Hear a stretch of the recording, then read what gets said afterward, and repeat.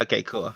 Oh, there we go. Yeah, finally got it. You even told me in a futuristic voice. Yeah, Now recording. it really shocked me when I first used it. Like, well, all right, guess we can get started. Sure. Man, never did an interview before, so this is gonna be fun. Hey, we're just talking. Yeah, that's true. Yep. But I guess for now, I guess we can start off with some basic backstory on you. Yeah. Well, so I'm Craig. You probably know me as the guy. I don't know for this case. You probably know me as the guy who started ScrewAttack long time ago in 2006, and kind of helped that happen and grew that and ended up selling it off to Fullscreen, who then mashed it up with Rooster Teeth, and then I left there after 3 years, and now I've started ScrewAttack. Yeah, and it's the best. Yeah, I really enjoy ScrewAttack. Oh, thanks, man. Appreciate it. We have a good time. I was happy to see that come up after ScrewAttack disappeared. So it's just like, where's my boys at? Where they at? Me too. Yeah, it was a good thing for sure. Mm-hmm. Very, very happy with how things are going on Twitch. Love it. Oh, good. Like everything's doing super well on Twitch. Yeah, man. It's for a lot of people, they don't even know that. A lot of people don't know that ScrewAttack exists. When ScrewAttack was kind of brushed off the face of the earth by Rooster Teeth, and taken off YouTube, they lost track of ScrewAttack. And the reason why ScrewAttack exists is because ScrewAttack just grew too big, and it grew to a point where when we wanted to say something, we wanted people to listen, and when people spoke, we wanted to hear them. And the reality is that we grew to a point to where that couldn't happen, and a different type of audience came to our channel that we weren't used to, and everything that really made ScrewAttack kind of what it was is from the kind of the quaint friends making shows. The business of content got in the way of that, the business of the internet, and that's why we split off, because ScrewAttack is pretty much the spiritual successor to ScrewAttack, just in a live format. I mean, people like it's funny because it's like, ScrewAttack really, I hear people go, ScrewAttack really has the heart and soul of ScrewAttack, and it's like, well, yeah. I mean, I started ScrewAttack, and now I'm starting ScrewAttack, so you would think that, so. It's got the same blood, so. Yeah, you would think so. It's like a relative, like a brother. Yeah. I mean, it really does carry the same vibe as old ScrewAttack. Like, I was just watching, like, some of the Mario Party stuff, and that was really good. Like. Yeah. We don't do a whole lot of, like, classic, VOD, edited video stuff anymore. Most of everything we do is live, but with what we do in live, I feel like we push it like ScrewAttack did. Yeah. And we try to put a creative spin on pretty much everything that we do. We have our quote unquote traditional streams, but we also have streams where we're doing live scavenger hunts and going out and racing rally cars or drinking around the world in Disney World, and doing things like that kind of take live streaming to like the next level and stuff. But so love what we're doing with ScrewAttack right now. It's awesome. Yeah. But yeah, so did you want to talk about ScrewAttack or yeah? Can you talk about like how the idea for it came about, like how that whole thing got started? Yeah, it was really simple. Honestly, I finished up school. At the time, it was 2005. It was probably September, October 2005, and I had finished school, and I'd been just kind of been hanging out, working at like a sports bar, and I had a degree in broadcast journalism, and I really, I was like, well, I really love sports, and I like to call basketball games and stuff, but the reality is like climbing up that world, it's all who you know, and I don't know anybody, right? So, I can hopefully get a job in Pawtucket, Rhode Island, and call AA baseball games, and maybe somebody will die, and I can move up to AAA in 20 years, and then maybe in the major, you know what I mean? Like, but that didn't really sound very appealing to me. And, I also like video games. Right. And, I was friends with Tom for the previous 10 years, and we were, we played basketball all the time, and come over and we played video games and Halo and all that stuff. And 10 years. What's that? You guys grew up together? Well, we were, pretty much through high school. We were friends. I would say Tom and I were the guys we spent the most time together with, right? Our friendship was forged mostly through like basketball. We played a lot of basketball together. We were on each other's teams, and it's kind of it's like basketball and video games. That's kind of what we did. And so when the time came, I was like, well, I really would like to do something not in Pawtucket, Rhode Island. No offense to all those Rhode Islanders up there. I just didn't really want to, so started this website called ScrewAttack. And the reason why it was called ScrewAttack was because it was the first domain we landed on. Like we actually searched like several other titles. Like I think we searched like redring.com, as in like the best ring in Zelda, right? Yeah. Things like that, which ironically enough, like a few years later would have meant something totally different with the Xbox 360. That's what I was thinking.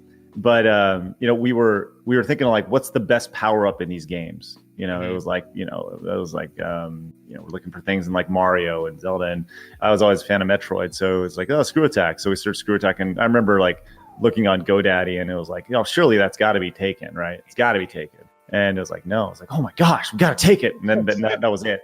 So that's how ScrewAttack became a thing. It was just strictly a domain search.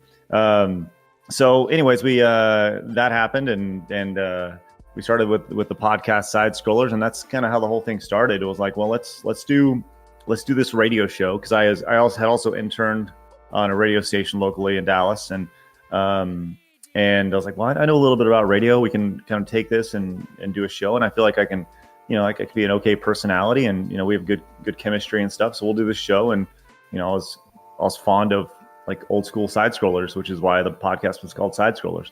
And so we did the podcast, and we did that for I don't know, probably 6-8 months before we made any sort of like videos on the site. It was all built around the audio side of it. And pretty much for the first year, I lived at my parents' house, and I worked on their kitchen counter, and I was 24 at the time, right? And my parents were like super patient with me, 24, 25, something like that. And so they're like super patient. I'd finished school, and they're like, yeah, if you believe in what you're doing, do it, and that's always nice. Yeah, it was awesome. And I didn't really know what I was doing. I was just trying to figure it out. But I knew that what we were doing, we couldn't make a living doing it as is, right? I was like, I really like doing this podcast and stuff, but we need to do something different. So, I started reaching out, and I spent legitimately probably 6 months emailing people, maybe 8 months, just emailing, your IGNs and your oneup.coms and your gametrailers.com and gamevideos.com and all these like .coms that don't even exist anymore, right? And they were like the power players at the time. And the idea was simple, like, let's reach out to them and be like, hey, do you want to work together? We make funny videos. And so reach out to them, and pretty much got nowhere fast, and kept getting no's and no's and no's. And I remember we reached out to Game Trailers, and they wanted like nothing to do with us, right?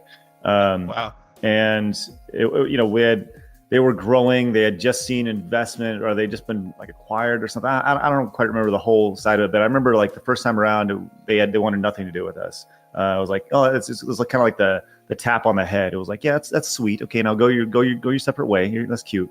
But gamevideos.com, which was part of oneup.com, which neither of those exist at all anymore.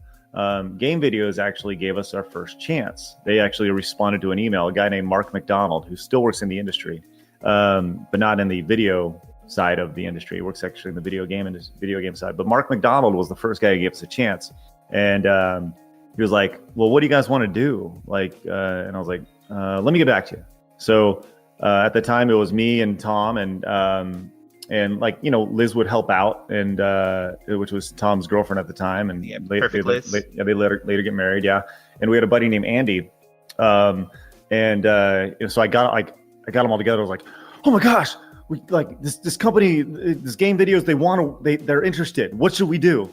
And I had this like idea for this game show, and we wanted to do kind of like a Pimp My Ride for your house, for your game room, and like go and switch it all up and stuff. And but it just would all cost way too much money. And I kept throwing out like top 10s, and they're like, yeah, people have done top 10. But I remember specifically saying, yeah, but no one is going to do a top 10 like a ScrewAttack top 10, right?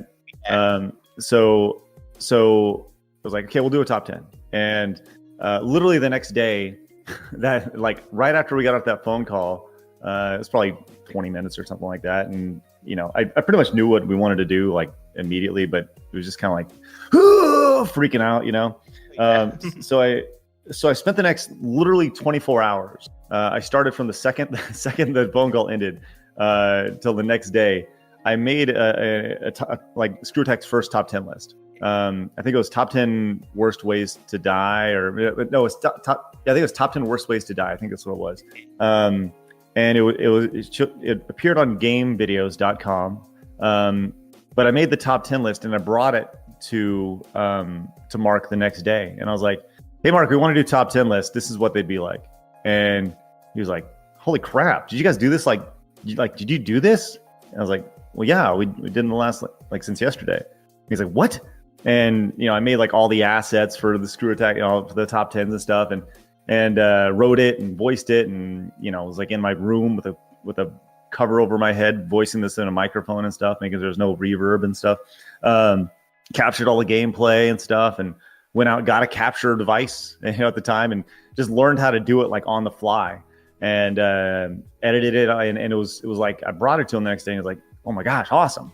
Yeah, let's do like another one of these." So that one went up on Game Videos like later that week or something, and then they ordered a second one, and but those videos were like the two jumping off points. I remember at the time they did the first one we did got put up like on various like your Kotakus and your Destructoids and your hot websites at the time. And I remember watching the view counter go up, and we did 250,000 views in the first like 24 hours. Wow. and it was like, what? Oh my gosh. And like, that's still insane, right? Like if your video does 250,000, but like in 2006, that's like, whoa. That's like a good chunk of the internet right there. Yeah, right. It was like, oh my gosh, are you kidding me? And so they were like ecstatic, right? So we did a second one, and it did like pretty much just as well. And then we started talking to them, and then Game Trailers comes like lurking around, and they're like, "Hey, so we saw these videos you did on Game Videos, pretty good. You guys want to talk about working together again?"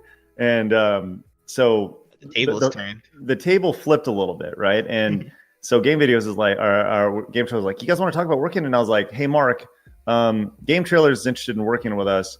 I had actually started to talk to Mark about doing like a charity thing for the PlayStation 3. This thing, when the PlayStation 3 was going to come out, called the Launch Line for Charity. And the premise was that everyone was saying, the PlayStations are going to be so hard to find. And the idea was, okay, well, I'm going to stand in line for like 5 days. And I'm going to get the first one and buy all the games. And then I'm going to auction, buy all the games, not like every game, but all the titles, right? And then I'm going to auction that off. And then all the proceeds of that are going to go to charity. And the premise was I was going to do like a daily vlog at the time. Vlogs didn't really exist at the time, but a daily update from my spot. And I'm sure, I bet those, you probably can't even find those anywhere online. But this is before iPhones and shooting it with your phone. You had to bring a camcorder out without with an actual videotape and import it that way and stuff. It was a lot, man. It was. You can't find. I tried so hard. It was a lot, man. But so did those. But the thing about it was, Game Trailers was like, "Hey, we want you to come out to our to talk. We're gonna have this holiday party." And this was, like I said, this is about the time that the PS3 was gonna launch. And they're like, "Well, it's gonna be on this day." And I think it was like the week of the PlayStation 3 launch. So I was gonna be in line that day that their party was gonna be. They're like, "Listen, come out to LA. We want to talk to you guys, and we'll figure something out." And they kind of like wanted to wine and dine us a little bit. So, the problem was that I was scheduled to be in line for this launch line for charity, right? And I was like, "Well, Tom can go, right?" So I was like, "Yeah, well, I was talking to this guy named Brad at the time. Brad Winters was the general manager of Game Trailers at the time, and I was like, "Brad, Tom can go," and he's like, "Cool. Well, it's going to be at the Playboy Mansion." And and I was like, "What?" So Tom goes out there, and I still have these pictures. It's crazy.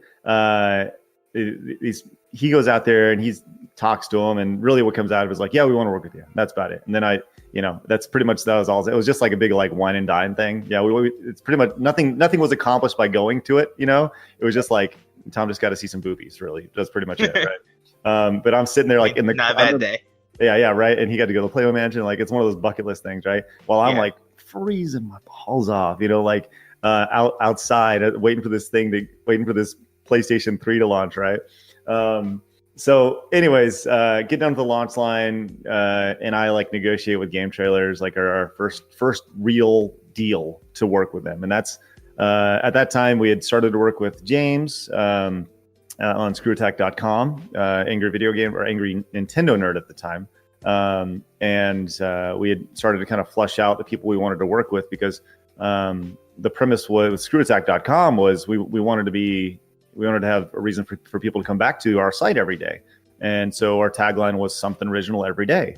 But we also knew that we couldn't make something every day. So we needed to work with other people that made videos like us. And there weren't a whole lot of people like that at the time. So that's how we got in touch with, James, and you mentioned Jonathan in your video, Game Jew. And we had so many various partners we worked with over the years. And we're like provided a platform for them, like their first platform to be seen, which was pretty amazing. And anyways, our deal with Game Trailers was like, yeah, we want you guys to make these top 10s you did, and these video game vaults you guys are doing on your website, and we also want to work with the Angry Video Game Nerd, and that's kind of how all that happened. So from there, it was pretty awesome. It was cool. So that was kind of like the very first year of ScrewAttack. And I know it just blitzed a lot of important details, but no, keep it coming. I know, a big part of your video, you mentioned kind of the strife between me and Tom and the back and forth of that. And I've always been like super open about talking about it. The problem is like nobody has ever really reached out to talk about it. So I'm glad we can like talk about it a little bit. And I encourage you to talk to Tom as well, because I'm sure that he'll give you his side of the story as well. But yeah, I'd love to, because everybody, there's always two sides to every story, right? So I absolutely encourage you to do that. But so really, the long and short of it was like super early on to us. When ScrewAttack started, it was like we have this website and we didn't have a business. But when Game Trailers happened, it was like, okay, we need to make this a business, right? Because they need to pay us. So how do we get paid? Well, we need a business, right? They can't just write a check to Craig and Tom. They need to write a check to somebody, right? Right. But really early on in ScrewAttack, it was like, I quit my job to start ScrewAttack, and I said I was like, grinding, trying to make introductions, trying to work on production stuff and all that. And I was like the business guy of ScrewAttack, right? And I'd write scripts and all that stuff, and the personality stuff was awesome. Love that. But I really enjoyed the business side of it. But it came like really apparent early on that it was more of a career for me and more of a hobby for Tom. And it was with me doing a lot of the business stuff, it took away from me doing the production stuff, right? Because somebody has to kind of further the company side of it. And so when it was like obvious, the first big thing for me was we signed the deal with Game Trailers, and it was like, this was, I think, at the very tail end of 2016, and we started producing content for them in February of 2017. Oh, I'm sorry, 6 and 7. I'm not 16. Yeah, I was yeah, I'm sorry. It's been a long time. So 2006, we signed the deal. It actually goes into effect like February. I think it was like February 1st or something like that, 2007. Right. So in between that time, I'm like, okay, we're going to be making a lot of stuff now. We need to get help. So I went out to the local high school, and I went in and I was like, hey, I run this business that makes video game videos. I'm looking for an intern. Can I come speak to your class? And I didn't know anything about internships or anything like that. I didn't know anything about that. I just like, I need help. I need free, cheap help. Just gonna scoop up some kids. Yeah, right. And so I went and talked to the high school, and like their video class. There's like, and nowadays, like everybody knows how to edit videos because it's super easy. But yeah. At the time it was video editing was not like it was like a tech thing, a nerdy thing to do, right? So anyways, I go in and speak to the class, and in that class, there's probably, I don't know, 12 kids, and Ben's in there, and Jose's in there, and Mickey is in there, and I interviewed all three of them, but I could only hire one, and I hired Ben for like, I think it was like literally $5.15 an hour, like $5 an hour or something like that. It was like all I could pay, and he would come in after school, and he would edit like video game vaults, and he was like super quick, so it was awesome. Ben was always really talented really early on, but Jose was like, well, I want to work with you, and Mickey was like, well, I want to work with you too, because they were like little buddies. So I was like, okay, if you guys want to come over, you can help. That's fine. I mean, I can't pay or anything, right now, but maybe we'll get to a point where I can. And so that's how Jose and Mickey got involved. Oh, cool. So they were like coming over to like my house or to my apartment after school, like my 600 square foot apartment. They'd come upstairs after school, and they'd drive 10 minutes to get to my apartment, and they'd come upstairs, and then they'd Ben would work, and Jose would, like play games or like capture some footage or something. And, Mickey would show up occasionally. Right. I didn't expect a whole lot from Mickey and Jose initially because like they weren't getting paid. Right. So anyways, I was like, well, my apartment's getting really cramped. I think we need an office. So I went out and found this like really dumpy like space for us to rent that was like super cheap, and went out and leased it. Right. And I was like, okay, well, so I signed this 3-year lease on this office. We're ready to go. And I was like, we have a place to go now. And it wouldn't, I don't have to like wake up and Ben's there, on the weekends. So that was like our first, like, okay, we're a business now. And even at that point, we didn't have a business name. There was, so in addition to Ben and Mickey and Jose, and obviously Tom was there. That was like the core group, except, and this is I've actually never told anybody this. So you're like getting like super deep exclusive fun time here, right? So after the blowout of like, well, Tom's no longer with ScrewAttack, and what happened was there was like immense blowback, right? Like if Twitter was around, I would have been canceled, right? It's like, you fired your best friend. How could you, right? And I was shocked too. I was like, oh, where did Tom go? Yeah, so everyone was like, what? You fired? You're a horrible person. Craig is a money grubbing person, right? Well, there's a lot going on. There's a lot, people see the surface and they don't understand the whole premise of this, right? So I mentioned, me and Tom not being on the same page as far as the direction of things, right? I saw it as a business. Tom saw it as a hobby. We wanted to do merchandise, right? Right. But we didn't know anything about merchandise. I had a friend who I had known for several years named Damie, and Damie was she had worked with me at GameWorks, which was like a big old arcade run by Sega a long time ago. She was actually my boss, right? And Damie had some previous experience with like merchandise and setting up an online store and getting all that stuff going. So most people have never heard the name Damie when it comes to GameAttack or to ScrewAttack ever, right? But Damie was there, and she kind of saw everything going on between me and Tom, and I'd go to her event, and I'm sure he went to her event, and vice versa, right? And a lot, so when it came to the whole registration of the company side of it, she had been seeing a lot of the things that had been going on, and I was like, I remember talking to her. I was like, Damie, I gotta figure this out. I'd go over to her house and we'd talk about these things, and she was like, she's like, you need to register the business. And I was like, but yeah, it's the same question. It's the same thing that everybody else goes, but he's my friend, Right. And she's like, yeah, but he's clearly not pulling his weight, and you need to register the business, right? You need to do this because you now have employees, have people who work for you, you have an office, you need to do these things because the writing's on the wall, right? And it's funny, I went back and watched your video, and hearing me talk about this on the podcast after this was all like announced on Side Scrollers, I said something in there that nobody's really picked up on. And it was, the LLC was created without Tom, but nobody's asked why, right? And I said something to the effect of like, it was obvious to me and other people involved directly with ScrewAttack, it wasn't a partnership, right? And nobody ever asked who the other people were that were directly involved with ScrewAttack was. And I'm pretty sure I was referencing Damie at the time, because she kind of pushed me in that direction, right? Of like, okay, you need to register this and do this, because if you don't, you're going to be miserable, right? And so we had this office, and I'm going to back up another.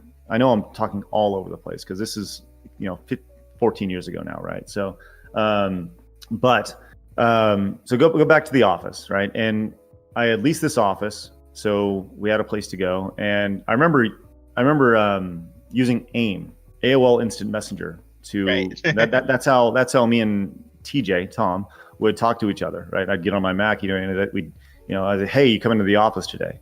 And eventually he was just like, no, I'm not coming to the office. And his thing was, why do we need an office? And I was like, because we have these people. We need a place to go. That's the point of an office. That's how he's like, but why do I need to go in the office if I can just work from the house? I was like, because we have people who are there and they look to us for direction, and you need to be able to give them direction, So he just like stopped showing up. And so I went out and at this point I'd registered the company, and and like I said, it wasn't like an easy decision. It was like, this, should I be doing this? I think so, but what about our friendship, type of thing. And so got to the point to where we had talked, and the things that were referenced in your video about like if you can, like, I was more than open. I was like, dude, I want you to be a part of this. Like, I want you to be a part of this, but you haven't shown that you want to be a part of it. So if you're willing to demonstrate that you want to be a part of it, then let's do it, And, it was like, yeah. Okay, sure. Right. And nothing really improved, for the next, couple months or whatever it was. And so the writing was like on the wall. Like, he wasn't coming to the office. He didn't want to come contribute. And his argument was like, after the whole thing blew up was like, well, look at my views compared to your views, right? Look at all the views that I'm getting compared to you. And it's like, well, yeah, because you're in 2/3 of the videos because I'm working on the business side of things. I can't be doing production when I'm working on the business side of things. I'm literally writing the scripts for you to voice. So in theory, I'm writing it, you're voicing it. It's not really your video. Like I'm still writing it, but I just don't have time to voice it and put it together, and edit it and stuff. So, in the way I felt about it was that was like a really flawed argument, right? But it was very convenient from a public facing standpoint of like, people like, well, yeah. Tom does more views, so naturally he does more work. And it's like, well, that's not really how things work, Right. So anyways, like fast forward, and it's, we're a little bit into I think we're a little bit into our deal with game trailers, I think. Yeah, we are, because I remember talking to, this is probably tail end of 2007 now, I believe. Yeah, it was tail end of 2007. Because we had done a year deal with game trailers, and I remember going to them and being like, yeah, Tom's no longer with the company. And they're like, and their response was like, well, will it change anything? And I was like, I hope not. I don't think it will, And so we continued on, and I think we worked on like a 6-month deal after that as like kind of like a see if it'll change anything, and it didn't at all. So at least from a viewership standpoint. So towards the tail end of 2007, I'm like, look, something's got to give. And I remember meeting up with Tom, and I sent him a message on AIM or something. And I was like, hey, let's meet up at Subway. So we met up at a Subway over by our the office. And I was like, dude, this just isn't working out, right? It's not working out at all. And like, so let's just go our separate ways, and it is what it is, right? So we leave there, and we had talked about, like, from the time we left that Subway, the agreement was, okay, you'll come back and you'll do like a goodbye video, and we'll say everything was cool. And it was really cool. I was like, I remember thinking like, well, at least we have our friendship, right? When we left. And Tom obviously like took it like super personally, right? So then like he didn't respond to any of my texts or calls for the next like 2 or 3 days, right? And I'm like, uh-oh, this isn't good. And the next time I hear from him was this like scathing, like forum post in our forums about like what a horrible person I am, and look at these. Craig is a horrible person, and he cut me out of the business, and look at my views compared to his, and it was like, okay, all right, well, that wasn't really what we talked about, but okay, and it was I got like just absolutely destroyed, right, by the internet, right. And it was one of those things where I really tried to take the high road. You can tell, like, I really tried to pick my words really, really carefully in that podcast, and to not make him look bad or anything like that. And there's like, this tremendous blog. ScrewAttack's never going to be the same. ScrewAttack's trash now. It's Craig and Tom, blah, blah, blah, blah, blah. And, I got to, explain to everybody like kind of what happened, and explain to James and the guys we work with, and all this stuff. And obviously Ben and Nick and Jose, or Nick wasn't around yet, but Ben and Jose and Mickey. And they were like, yeah. So like fast forward, right? Like, I don't even remember how long it was afterwards, but Ben and Jose were like, we knew. And I was like, well, how'd you know? And he goes, because like 2 days before you came to us, Tom had us come over to his house, and he tried to take us from ScrewAttack to start his own thing. And I was like, what? I couldn't believe it, right? It was like, are you serious? Right? Like, so he essentially tried to steal and take the what's the old saying about pillage the cupboard, and so he went and tried to take Ben, and he tried to take Jose, and he tried to take Mickey, which he did take Mickey, and Jose and Ben stuck around, and so they left, and they started their Game Heroes site, which was like, we're gonna compete with ScrewAttack, and they're gonna do their own thing, and and it lasted like, I don't know, 6 months or something like that, and that was like, wow, like this whole time people are like really mad at me, but if they just knew like the whole thing, like really, like holy moly, like it was just so crazy to hear that that he would go to that length. But like I said, the whole thing with Tom was, I said this early on, like Tom and I's relationship was like video games and basketball, and that's pretty much how we grew up. Like we hang out and stuff, but that was mostly through our how our friendship developed. And that's not really a great way to start a business. That's not really a great foundation for that. And we were young, we were stupid, we didn't really understand. And like I'll say this, like I didn't do everything perfect with ScrewAttack early on, right? Tom didn't do everything perfect with ScrewAttack early on, right? Nobody did. New kind of thing. Yeah, I mean, from a business, from a friendship, from an everything standpoint. But I'll maintain that, if like ScrewAttack wouldn't have lasted 6 months, it would not have lasted another 6 months if things had gone the way they had gone. When Tom's salary was taken off the books, I used it to hire Destin, and I used it to hire Corey, and that was like the next iteration of the team, right? So. Jose was getting paid at that point. So, so we went from having this one group of like, Craig, Tom, Ben, Jose, Mickey to now it was Craig, Ben, Jose, Destin, Corey, and we just kind of evolved, right? And it was crazy. It was crazy. And I remember going to MagFest shortly after. It was probably, I think it was 2 years after. It was probably MagFest 2009, 2010, something like that. And I remember Tom and Andy. Remember I mentioned Andy early on. Andy had kind of chosen the side of Tom because they had become like really good friends. And it was like, okay. So he went and did the Game Heroes thing with Tom. And Andy came up to me and he goes, like, I hadn't spoken a word to him, right? We were both mad at each other, and I kind of walked up to him and I was like, look, I'm sorry about everything. I'm sorry the way this has all gone for you guys, and I'm sorry you guys were put in a tough spot. And he goes, I'm sorry you've been put in a tough spot. And he goes, and he said to me, he goes, you really made life hard for us. And I said, dude, I get asked about this every day. And at the time I had been asked about it every day. And he goes, shut up. No, you don't. You don't get asked about, like, what's it anybody's business that what happened? And I'm not kidding. Within 10 seconds, a guy walks up and he goes, hey, man, I'm a big fan. Whatever happened between you and Tom? And Andy, no joke, jaw just drops to the floor. And he looks at me, he goes, man, I'm so sorry. Like, I'm so sorry that you have to deal with this. And it's like, and my response is like, it is what it is, dude.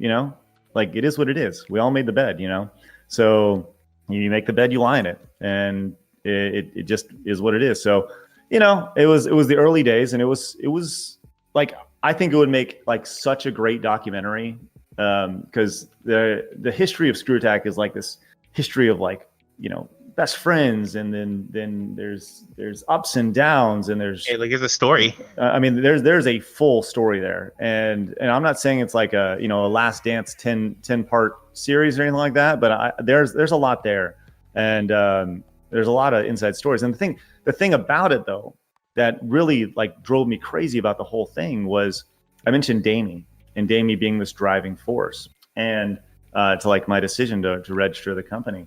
And Damie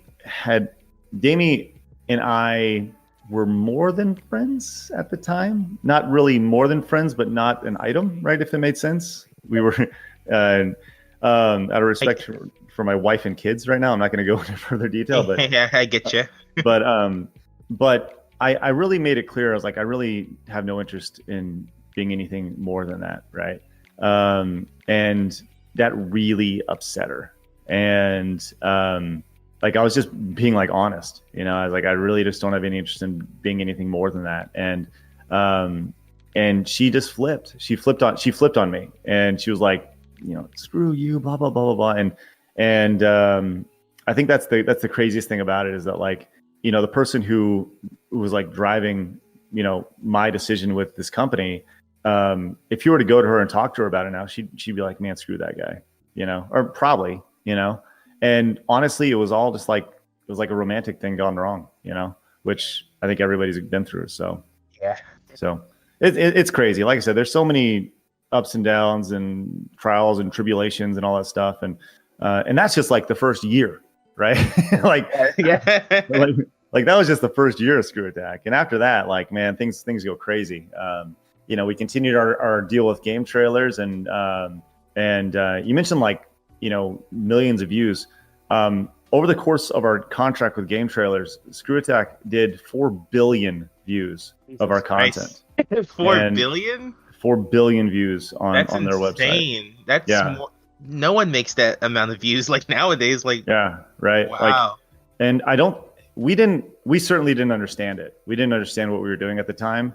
And it's funny, we have our, I think next year, February 15th would be the 15-year anniversary for ScrewAttack. And it was funny. I mentioned Corey a little bit ago. She mentioned on Twitter that she like caught the coronavirus, like, or at least she thought she had the coronavirus. So I like texted her. Yeah, she's fine. She like, okay, cool. She was all good, right? But love Corey. She was great. Yeah. So I texted her and I was like, hey, I just wanted to see like how you're doing and stuff, and asked her, how she's been and blah blah blah, and she was like, yeah, I really like missed that time, because we were just kids and we were just making content and we didn't really know any better, and we were all like young and stupid and naive, and the way you described it of like friends just making videos, that's exactly what it was. It was just friends coming up with an idea and then doing it and sharing it with an audience, that we had no idea if it was a good audience, a bad audience, a large audience, a small audience. We had no idea. But it was just a matter of like keeping the lights on and making sure everybody could afford food and ramen and stuff, we never, I never could afford to offer insurance, couldn't, we didn't have a 401k or anything like that. It was just like, well, here's your hand cut paycheck that I wrote to you every other Friday, and eventually we got automated payroll, which was such a mind-blowing thing.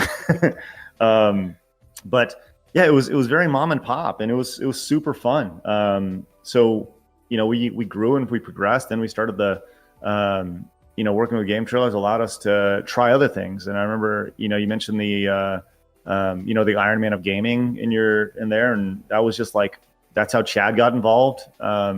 Chad was running a tournament at a game store called Game Exchange, and we went there for their opening back when it was like me and Tom when that store opened.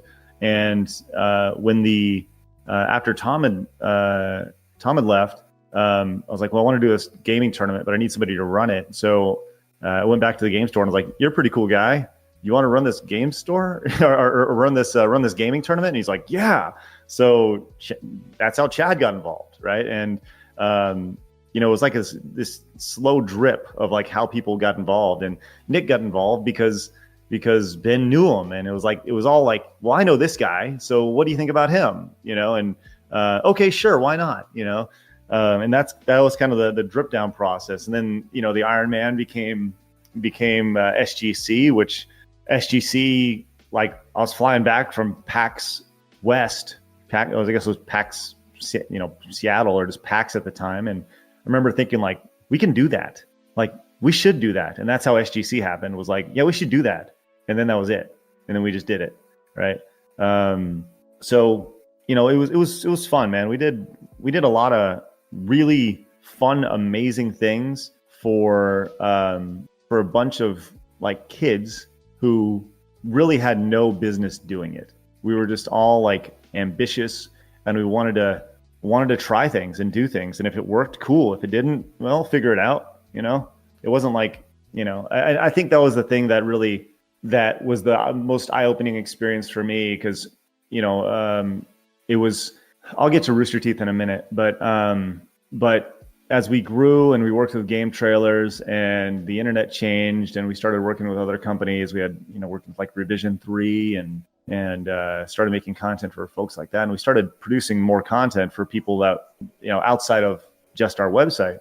But as we continued and we progressed, it was, I remember it was one of those things where we had an offer on the table from game trailers, and there was like a 5-year contract, and it was like a guaranteed, we were essentially going to be a content farm for them, right? It was like, we'll pay you X amount for X number of videos for X number of years, right? And it was like, okay, I remember getting that offer, and I remember going to the guys, and we were at a point to where we were, we were staying afloat. None of us were like, I think legitimately I was making the first like 11 years of ScrewAttack, maybe 10 years of ScrewAttack. I made $30,000 a year, right? Which, like if you look at a content producer now who's doing those views, doing those numbers, they'd be rolling in it, right?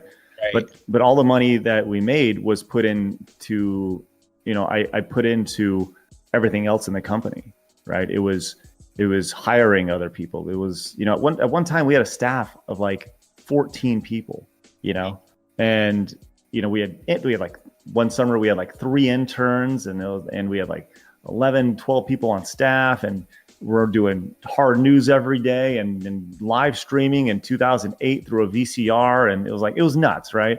So we always just tried to push it. Right. So when the opportunity, like when that offer from game trailers came, it was like, okay, look, this is enough money to where we will all have a job for 5 years, but it's safe.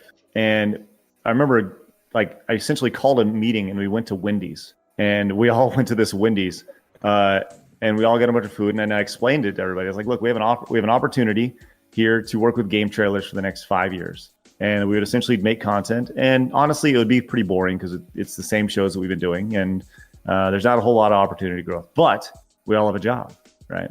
Or we can kind of go all in, and we could try to sell the company. And like, it was unanimous, like, we're selling the company, right? We're gonna go in, we're gonna try to sell the company. And I didn't even know what that meant at the time. It was like, yeah, let's do it. I didn't know how to search for people, and I didn't search for anybody. I was like, let's just do the best we can possibly do for as long as we can possibly do it. And at that point, I had bought the video game store that I had actually hired Chad from. That store had come to me, and they had come. They're like, hey, do you want to buy this store? And they like offered it to me like super cheap. And it was like, all you got to do is buy the games in it. You take over the lease, buy the games, and you're good, right? And it was like, when you think of like buying a video game store, like, okay, sure, and that was like, yeah, right. It was the dream, but it was an emotional dream, right? And I think that's the thing that with with pretty much every business decision I've ever made, I've always made them from a business perspective. They've never been emotional, except for that one. And that was the only emotional decision I made. It was like, yeah, I just want to own a game store. Oh yeah, that sounds awesome. And there was no business plan. There was no idea on what to do. But Jared had been producing name tags for us, but he also managed a GameStop. So it was like, well, that fits perfectly. So we brought Jared down to manage what would later be called ScrewAttack, the store, and that was kind of that, right? Eventually, our lease at our original office ran up, and the game store was like just breaking even, and I kind of saw the writing on the wall like several years ahead of it, just like with the whole digital versus physical aspect of things. So we literally moved into our game store and just turned it into an office. We put up walls and stuff and closed the game store and turned it into our office space. It was pretty crazy because we still had time on the lease for the game store. So anyways, got them all over the place. We had decided that we're going to go all in, and I go to E3 one year, and this guy I had become friends with, he's like, hey, I worked for this new company called Fullscreen. You want to have lunch and see if there's a way we can work together? And so I went to lunch, and they're like, awesome, let's work together. And I still didn't know what that meant. And I remember following up with my buddy. I was like, what does that mean? Do they want us to make content for them or what? And he's like, no, we want to buy you. I was like, what? So I negotiated with them, and it was like, it was back and forth. And it was like, the big selling point was, well, you can now have insurance and a 401k, and you're going to get paid steadily, right? You're going to get a paycheck every 2 weeks. That's not going to be cut by you, right? And I was like, awesome, right? So after like several months of like negotiation, it was like, okay, let's do it. So we did it. So we get acquired by Fullscreen, and like on the surface, I was like, yeah, this is going to be great. And they wanted to do this like ScrewAttack network thing, and where we were going to be the face of their gaming MCN, which is like a multi-channel network and stuff. And that went over about as well as like sand in your pancakes. It was a horrible idea. But during the negotiation process with Fullscreen, one of their presidents at the time, his name was Ezra. Ezra was like, hey, what do you think about Rooster Teeth? And I was like, honestly, I don't really know them. I've reached out to them several times. They never gotten back to me. So I don't really have a relationship with them. Right. And that kind of stuck with me. Right. Then shortly after we were acquired by Fullscreen, Fullscreen sees this like big investment from AT&T. AT&T comes in and is like, hey, we're going to invest in Fullscreen. So AT&T invests like a ton of money, and then Fullscreen goes out and acquires Rooster Teeth, right? And they're like, so we have this ScrewAttack thing, and we have this Rooster Teeth thing, and Rooster Teeth's like considerably bigger, right? I think they have like 50 people at the time, and they're like, guess what? What? Well, you're going to work with Rooster Teeth now. I was like, at the time, I was like, cool, great, I love it. Like, let's do it. And I'm anticipating this like, hey, let's go. Let's have this great, symbiotic relationship where you bounce ideas off us, and we'll, back and forth, and we'll have this great creative flow and stuff. And it was nothing like that. It was one of those things where ScrewAttack started working with Rooster Teeth, and like, to be clear, they have a lot of like really super talented, nice people there, but it just did not mesh. Like with me personally, I was pretty miserable for about 3 years. And the idea of going in and creating something like on the fly and doing it just because like just didn't exist anymore. And the idea of going and saying like, yeah, I would love to, hey, you want to do this because it's funny? Well, now it was like, hey, do you want to do this because it's funny? Yeah. Okay, well, let me check here. And literally for like a regular series to get off the ground, I needed 5 green check marks from people that were, quote unquote, above me at Rooster Teeth, right? And it was people who didn't know ScrewAttack, didn't know our audience, didn't know our brand. and didn't know what we wanted to do. And they were now our bosses. And it was like, okay, yeah, that doesn't make any sense, but sure. So it was really, really tough. So after, when ScrewAttack first joined up with full screen, like the objective, and this was like on me because this is, I'm trying to listen to my bosses and stuff. Ezra goes, I was like, well, what now? And he goes, I don't know, we'll figure it out. But I think the first thing you need to do is you need to figure out how to get as many views as you can on your YouTube channel. And I was like, okay. So we went from like doing clip of the weeks and, this personality driven like skit based stuff to what I call like definitive content, top 10 this, the best this, who would win this. It's all about definitive programming. So, and we like blew up, right? But the problem with that is that content wasn't really what ScrewAttack was at its heart. Right. And I'm the one who pushed it in that direction because I was listening to my boss, who I'd previously, it was very much like Office Space, like that movie Office Space, where he's like, I have 8 bosses. It was kind of like that. Right, where one day I went from having no bosses to literally having to report to like 4 people like overnight, and that was not easy for me. And like I said, I'm the one who put my name on the contract and all that stuff, and so it's not like boo-hoo for me, because honestly I would do it 100 out of 100 times, because ultimately that allowed for Ben and Chad and Nick and all these guys who had been with me and stayed with me for so many years. It allowed them some security. It allowed them the opportunity to have insurance and have a 401k and have a steady, paycheck and get a raise. They got a raise when we started, like that was stuff that I negotiated in. I was like, yeah, I'll sign this, but all these people need more money than what I'm paying them. And right. And that was like really important to me. So I really tried to, I know we've been working for a long time, and I made sure that every single probably thing I'm most proud of with like legit, the thing I'm most proud of with ScrewAttack, period, is that when we were acquired, I got stock for every single employee that was with ScrewAttack. That's important. What's that? So that's important. That's good. Yeah, and it paid off for them. Like, and that was like so fulfilling to me. So fulfilling. So anyways, after 3 years of like, honestly, just like me being miserable and I put on so much weight, and you could like see it in those videos. Like I had so much weight on me, and I was just stressed, and I just wasn't enjoying it. After 3 years, about 2.5 years, I went to Rooster Teeth and was like, hey, I'm not enjoying this. Can we, like, I have this idea for this other channel. I don't know what it's going to be called, but I think that there's an opportunity here. Like if we work with Achievement Hunter and Funhouse, and we could be like this third brand of your Let's Play group here. And they're like, cool. So we had all these like great names, and I don't remember what we had one name like picked out, and I remember Jeff Ramsey was a part of it, and he's like, we were like stuck on this name. I think it was, I don't remember what it was. I'll have to go back through my notes, but I remember he was like, no, I don't want you to use that one. And so we settled on like Jeff and Ezra were like, well, how about Game Attack, right? And that's how like the Game Attack show kind of started on ScrewAttack at the time, because it started as a show, and then it split off onto its own brand, right?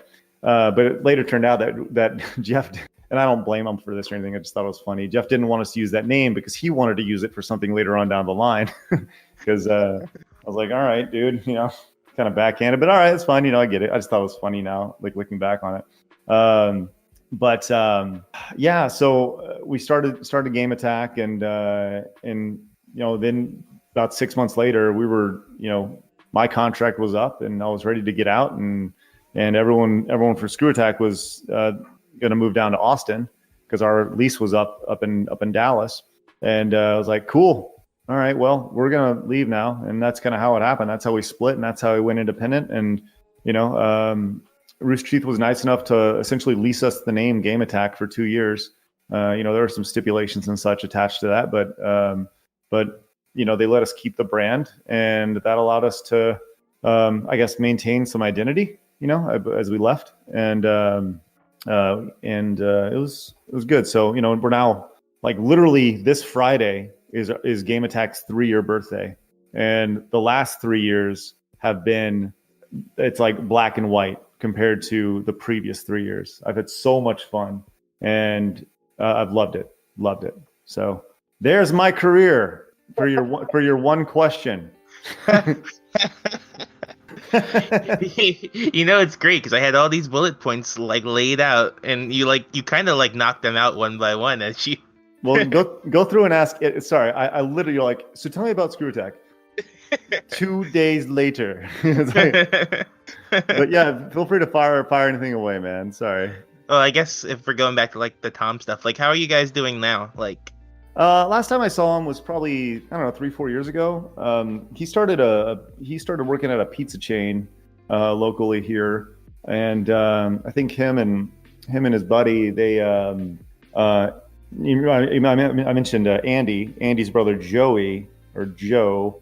Him and Tom, from what I understand, they were like running a pizza shop or something, and I went into Tom's shop probably 4 years ago to get some pizza, and I think we had lunch. I think we did, and I said it's like 4 years ago. I remember talking to him. I think he sat down with me for a little bit, and that's really the last time we spoke. I wouldn't say it's like, I'd say it's cordial. It's not like, hey dude, screw you, because I think ultimately that everything worked out for a reason. Everything happened for a reason. And, had I had to make that decision again with Tom over again, like I said, I'd do it 100 out of 100 times, because ultimately that led to so many other people having opportunities, right? I mentioned this before. Had things stayed status quo, ScrewAttack wouldn't have been around 6 months later, let alone, 12 years later to be acquired. Or whatever, however long it was before it was acquired, or 10 years, whatever it was. So yeah, I honestly, I don't regret it at all. I mean, I don't regret splitting with Tom. I regret listening to people I shouldn't have listened to, or at least how it happened.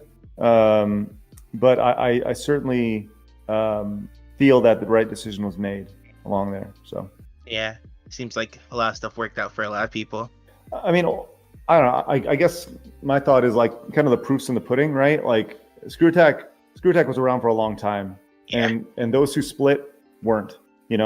Like their thing lasted 6 months, maybe a year, before it just kind of faded away. I mean, didn't they? I think they did Tom start Blister Thumbs, or he just trying to join for a bit? Because I know he did some when he was working with like that guy with the glasses and stuff. Like. Yeah, I saw him in Blister Thumbs videos, so I thought that was his new thing. Honestly, I don't know. My only relationship with the guy with the glasses was I had this was not what the interview you wanted, but I had an interview with, or I called I had a call with Mike Mashad, who I think that's how you say his name, Mike Mashad. He was the guy who ran the guy with the glasses at the time. And it was about the time that the Nerd and the Critic were doing stuff together. And I reached out to them. I was like, hey, let's work together. We handle James's merchandise. You guys handle Critic's merchandise. Let's do some merchandise together. And I was like, well, let's do like a big DVD series of their crossover. And I remember Mike Mashad was like the rudest person I've ever talked to in my life. And his response was like, I think it was something to the effect of like, we want 80%, you get 20%. That's the way it's effing going to be. And if you don't like it, F off. And it was like, well, hi, I just met you. What? And needless to say, there was not a second phone call. So I don't know, the whole thing with like, was Blistered Thumb a different website than the guy with the glasses? I legit don't know. I think it was, but I think it was like a partner with them, because like you could see Blistered Thumbs on that guy with the glasses website, but if you click the link, it would like it would go to a different website. I mean this with as much respect as possible to that guy with the glasses, but to me it always just seemed like a knockoff ScrewAttack. I mean, I watched both, but like no. I mean, I know there was a lot of like talented folks there, you know, that worked there, and that me saying that is not a knock at them, right? It was just like they saw what we were doing, and they're like, well, we could do that, and they tried, you know, and good for them. I hope it worked out. I legitimately don't know. I have not followed them at all. Like pretty much from that conversation on, it was like, well, I really don't want to deal with those people. They're not very cool, and that was pretty much it. Yeah. So that's pretty much where our relationship started and stopped. Mm-hmm.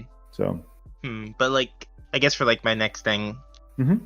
like for when you were working with ScrewAttack and everything, like I know you guys did some deals with like IGN and stuff, mm-hmm. but did you guys have like any other like big like partnership like things? Like I know you were supposed to be in the Far Cry movie, but I guess your scene got cut.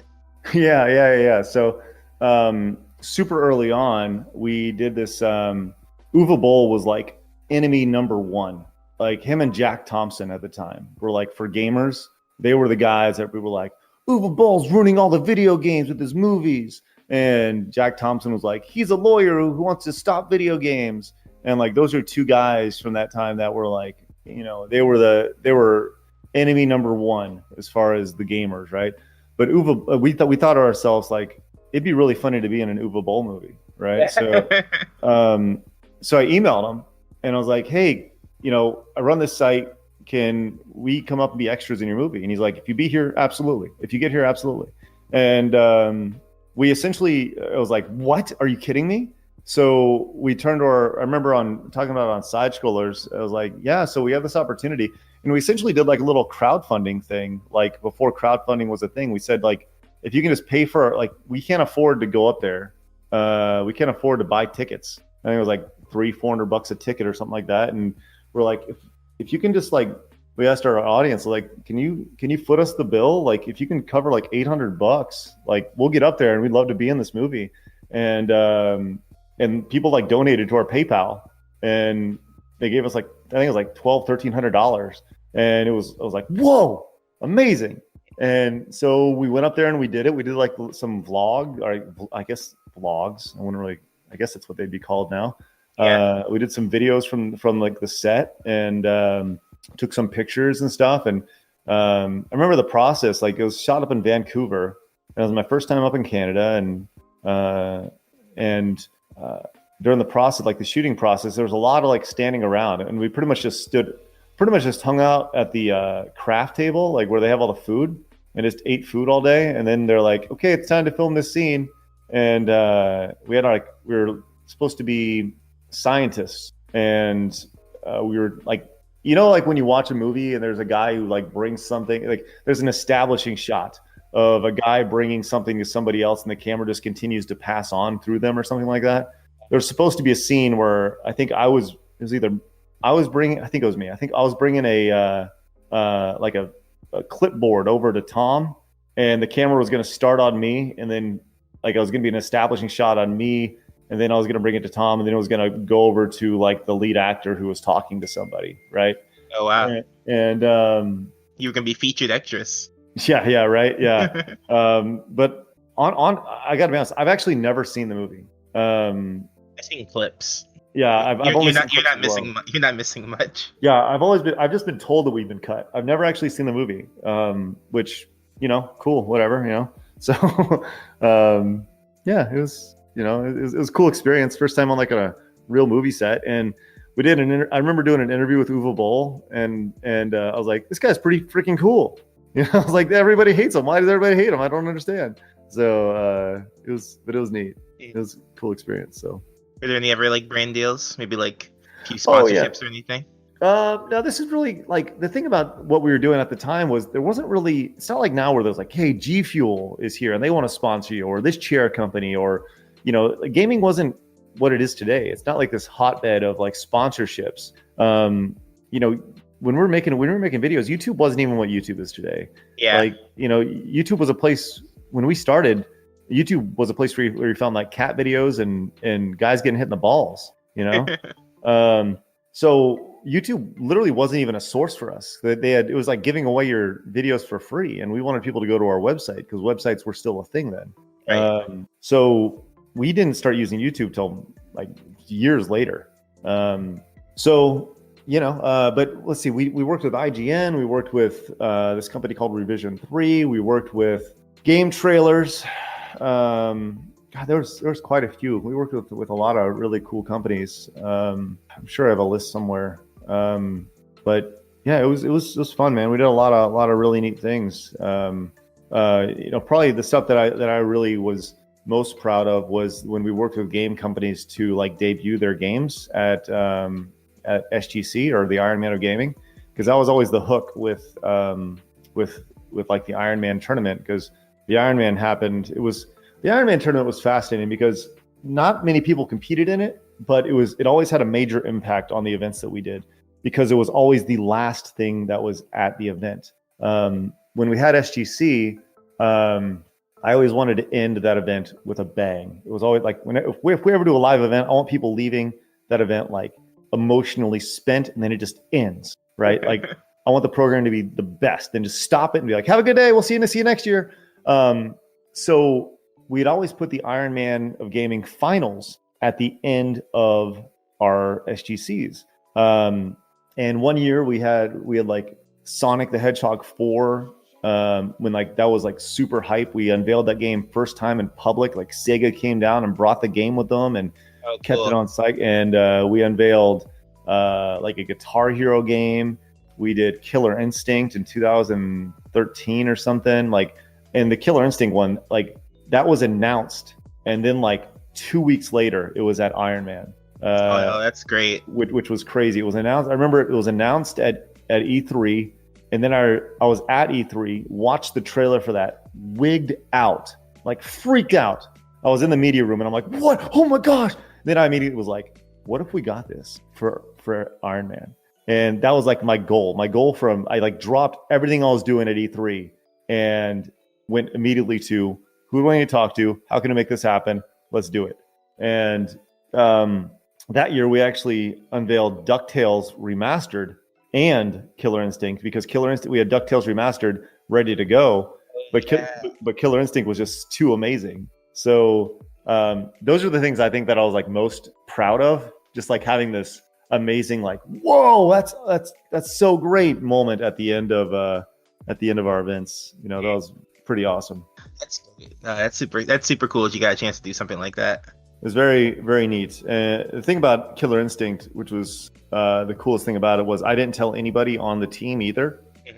Like I think only me and Chad knew, and I told Nick like 3 minutes before we went on, because he was running camera in the crowd, and I was like, Nick, like, don't freak out.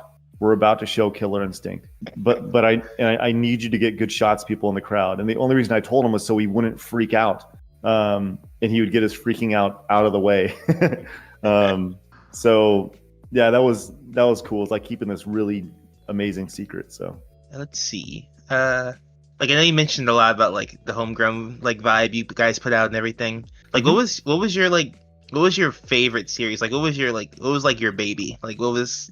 Well, I mean, obviously the Vault has a really the Vault for me was something that I was really I really love the Vault. That was a Vault in the top 10. Those are my first babies.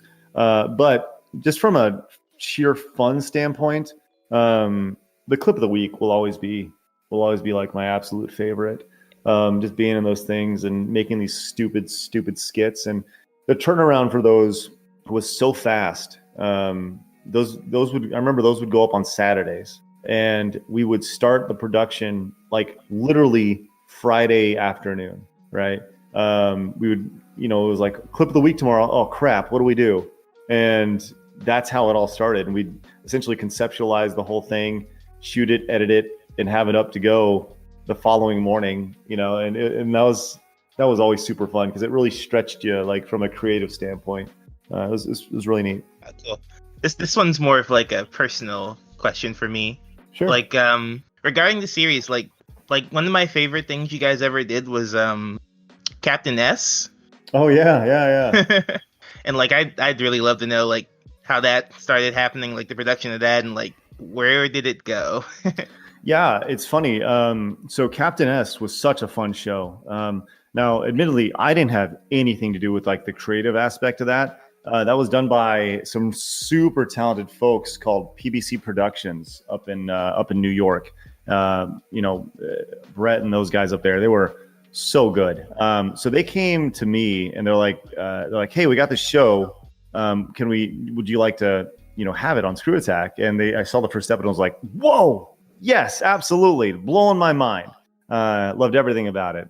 And, they were like their own separate company, and they did their own merchandise and stuff. And, but essentially it was like a production company being hired to produce stuff for ScrewAttack. But the first episode they did entirely for free, right? It was like they just wanted to make it, and I was like, okay, sure, just like the coolest thing ever. But yeah, so they did this web series, and it was awesome. And after the first season, I think they had some internal strife, I guess, at their company, and things weren't going the way they wanted to go. I actually reached out and it was like, hey, do you guys want to do a season 2? I think I offered them $20,000 to do a second season. And that was that's a ton of money. Especially back then, we did not have $20,000 to spend on a show, for 8 or 10 episodes. Right. So, it was one of those things where it was I offered them some money and they just couldn't do it. And so the offer was there. It just didn't work out. But I don't know. I would have loved to seen a second season of Captain S. Definitely. I was legit probably one of the biggest fans of their shows. There's a scene in the very first episode where Captain S meets up with Ness for the first time, and Ness kind of pops out, and there's this musical stare down. Oh my gosh, I like that scene. It's the best. It's the best. I used to rewatch it all the time. Oh man, it's good. It seemed like it was ramping up to be a big part of ScrewAttack. He had the crossover with the nerd and everything. Mm-hmm. Yeah, for sure. We encouraged that. We wanted people to be in other people's shows. We had Life in a Game and Keith Apicary, and we had all these great features, really high quality shows that I would try to introduce everybody to, and it was really neat. Just to kind of see the crossovers that would happen. Was Keith Apicary part of ScrewAttack, or was he just a guest? Yeah, Nathan was a guest. Yeah, Nathan was a guest, but he was an important part of what we did. Nathan got it, and I really loved that about Nathan. And I still talk to Nathan to this day, and we're still trying to find a way to get a show for him on Game Attack, a weekly spot where he can live stream something, and do something crazy. Great. I love what he does, and he's so creative. But maybe after the whole quarantine is over, we'll figure something out. That'll be great. And I think I have one more question. This one's more of a random question. Sure. In one of your top 10s, the top 10 peripherals, I think it was. Uh-oh, here we go. At the end, the whole vibe, the vibe controller. Oh yeah, the trans vibrator. Yeah. Who was that, and what was the deal with that? Oh, the girl. Yeah, the girl was a friend of a friend. Mm-hmm. She was a friend of a friend who were this is the classic internet tell. Hey, you want to be in a video on the internet? That's essentially what it was like. Hey, so we're making this video about this. And we explained it. We explained to her what we were doing, and it was so funny because if you do something like that today, you would just get railed. I remember one of the lines was demonetization. Yeah, right. I remember. I remember one of the lines on it. We shot it, and she had a panda on her panties. Right. and it was you pop this thing on your panda, and it was it was so funny. Yeah, that peripheral, that I remember Tom owned that for some reason. And I think he owned it just as from a collection standpoint, right? But it was so mind blowing that thing existed.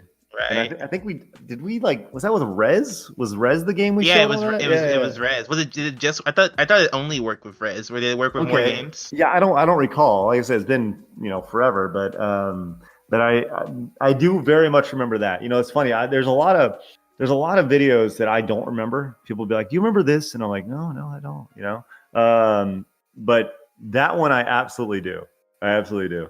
That's a really funny memory, and just the idea, like, just the whole premise of like, well, so we have this. We're gonna make this video. Would you like to be in it? And by the way, you need to be in your underwear. like, how skeezy is that? You know what I mean? It's like, oh, so it's great. Oh man, that's amazing. The fact that something like that would exist. That's right. amazing. Yeah, exactly. This is pretty good times, right? So. All right. Well, what else? What else can I get for you, man? How else can I make everything right? Make sure everybody knows the full story. Do you feel like I'm leaving out anything? let me think. Like we've gotten a lot, and I'm really happy with how it's going so far. Let's see. You got the exclusive on some stuff. Yeah, that's pretty cool. Yeah. I'm just some guy. So let's see. Hey, a guy who asked. That's the big thing. People don't ask. Like I said all along, I'll talk to anybody about everything. So they just gotta ask. Talk more about like SGC and like stuff that happened like at SGC, just like the whole process of that. Yeah. So we did 2 SGCs, and those were like super fun, and they were small. And the first year we had like 1,000 people at it. The second year we had like 2,000 people at it. And then, I said we were a small company, and we had a website. Our website was fine, but it was aging. It was like, technology was moving faster than our website could be in. And we essentially had to choose if we wanted to do an SGC or restart or relaunch a website and have a new quote unquote version. We had like 5 or 6 versions of the website. And I think we were on like version 3 at the time. I think it was 2009, 2010, something like that. And we essentially had to choose: do we want to do another SGC, or do we want to relaunch the website? And the website made us money. SGC didn't make any money. SGC we actually lost money on every year, but it was like super fun to do, so we did it. So we came back and we relaunched the website. I think it was version 4, and we relaunched the site. And then, like, essentially for 2 years, we heard like, when is SGC coming back? Can't wait for SGC to come back. So we're like, okay, well, this Kickstarter thing's pretty new. How about we do this? We do a Kickstarter for it and figure it out. And we're like, okay, cool, let's do a Kickstarter. So we said, okay, well, it's going to cost $120,000 to do SGC. And people were like, what?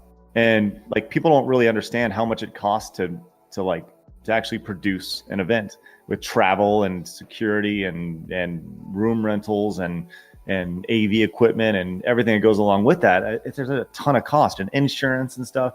And anyways, we ended up, like, we had a month-long Kickstarter, and it's, the typical, like, it started off with a bang, then there's a lull, and then the last day we did a last ditch effort. I think we were like $60,000 or $70,000 with like 1 or 2 days to go, and we did an SGC marathon to drive till the end of the Kickstarter, and we ended up raising like an extra $50,000 to get that amount to launch SGC, for it to come back the next year.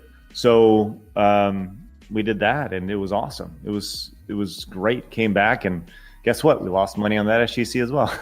So. But it came back, and we had 3 more. I'll call them real SGCs, and then we did one at RTX, where it was like SGC at RTX, and then they just took all of our ideas and removed SGC from the flyer. So, yeah, it was fun. SGC was like, so many people have so many fond memories of SGC. It was such a great party and such a great environment. We had the thing I think that I really am most proud of about SGC. Obviously, I mentioned the launching of games and the sheer excitement level of those things, but we had very few incidents at SGC, very few drama. Like, everyone was just cool at it. People were there to have a good time, and we really pressed that home. It was like, if you're looking for drama, just leave. If you're looking to not have a good time, you're looking to get in people's face, get out. Because we've all been to cons, we've all been to events where things happen, and there's this person did something, and there's drama here or whatever. We didn't have any of that at SGC, and it was really cool. And that was, to do that 5 years to have 5 different events and very little drama, like that's pretty cool. Yeah, it always seemed like a really fun time. Yeah, and it's funny, we we've kind of taken all the ideas from SGC, and last year we actually did Game Attack's first event. We did an event called One Night Only, and what One Night Only is, it's a limited edition, like all inclusive event that it's in the vein of SGC, just without, the last year at SGC we had 15,000 people at it, right? The difference between One Night Only and SGC is One Night Only is, number one, it's a one night only event and we go all night, and number two, everything's paid for, and number three, only 100 people go. So there's only 100 people there. You get access to all of us. We do all this stuff. All your food's included, your hotel's included, like everything's included, your merchandise and everything that you would pay money for at an event, like it's included in your ticket price. So that's cool. It's a really cool concept, and it kind of takes the heart of SGC and brings it to One Night Only, where we're doing like really fun programming and stuff. It's just more intimate. That's super neat. Are you guys gonna do another one? We are actually. It's funny you mentioned that. If the quarantine wasn't in effect and we didn't have a worldwide pandemic going on, we would literally be setting up for One Night Only in 2 days. Oh wow! Yeah, it was going to be on our birthday, May 1st. So May 1st was going to be we were going to be setting up on the evening of May 1st, and the event was going to be on May 2nd and 3rd. So that kind of sucks. It's okay. I mean, it's going to happen again. And those who bought tickets, we whenever we just need to rebook the time. So cool. Like everyone's still up to go, which is amazing. So we're pretty stoked about it. We're really, really happy with it. And it was it was the same type of thing. Like when we left, like when One Night Only finished last year, people were crying and hugging, and it was like this true like family environment. It was great, man. And I can't wait to do that again. And whether that happens in 2020 or it happens in early 2021, whatever it happens, it's going to happen again. So that's great. So let me see. Like during the ScrewAttack time, did you guys like have any like hardcore like competitions with like any other websites? Like, because like that was just when gaming websites were just starting to like come into their own. So like, you mean like rivals? Yeah. I would say the thing that most people would say, like that guy with the glasses, but if I'm being like really honest, like we didn't pay attention to them at all. Honestly, we just kind of laughed. Like it seemed like they were trying really hard, and I said after that one interaction I had with Mike Mashad, I really had no interest in interacting with anybody there. Like I was like, really, this is how you're going to represent your company? I'm done. So that was kind of it for me. I didn't really have any interest in like working with them or dealing with them or anything like that. It was just kind of, it is what it is. So all right, this one's a quick question, and it's mostly just for me. Like, how do I pronounce your last name? Oh yeah, sure. It's real easy. It looks phonetic. It's Skistimas. Skistimas. Skistimas. Skistimas. Cool. Because I tried. I tried for a while. It's okay. Yeah. No worries at all. Yeah, people go, it's just like Christmas. So, and then that's like one of my, like somebody says something and you're like, yeah, that's right. And it's kind of like annoying to you personally, right? That's kind of my, like, that's the thing that kind of, I'm like, yeah, that's right. It's just like Christmas, so. All right. But thank you for your time. This was really cool. Yeah, man, for sure. I'm glad we could do this, man. And, send me a link when it goes out and I'll tweet it out. Yeah, definitely. Cool. All right, man. Well, if you need anything else, hit me up, and I'll gladly. Like I said, I'm just ask. That's the thing that a lot of people don't do. They don't ask. So yeah, it'd be cool if I could get in touch with Tom and maybe like do a little thing. That'd be nice. You should. Yeah, like I said, I fully encourage you to do that. I think that I think it's probably the same thing. Nobody's really ever asked. It's funny. I would love to. I don't remember. I don't have that the blog post that he made, but it was like scathing. Mm-hmm. Like it was like mean, and it really like questioned my integrity and stuff, and like we were both hurt like for a long time, and I think it took a long time to get over, but like especially in times like this, like with the pandemic and stuff, it's like why are we upset? Like come on, right. Like get over it. Let's everyone just get over it and move on to our lives. And we both have, but at the same time, you know. Like, if I could get both of you, would you be willing to do that? Sure. Oh, cool. Yeah. I think now, to be clear, I think I was reached out to after I had a tweet about your thing. I have a few people that want to do a couple docs, or do like a full documentary on ScrewAttack. If that's the case, we may have to hold off on like that, because that'd be awesome for a doc. Yeah, definitely. That's like the emotional linchpin right there. Yeah, right. So we'll see. I'm gonna see how that comes together. But I mean, it's cool just having this with my small channel. hey, man. Well, good for you, man. And like I said, you asked, and so I'll answer. So, well, cool, man. All right, man. Well, thanks so much, and we'll catch up with you later on. Okay. All right, thanks. Have a good one. Yeah, you too. See ya. See ya.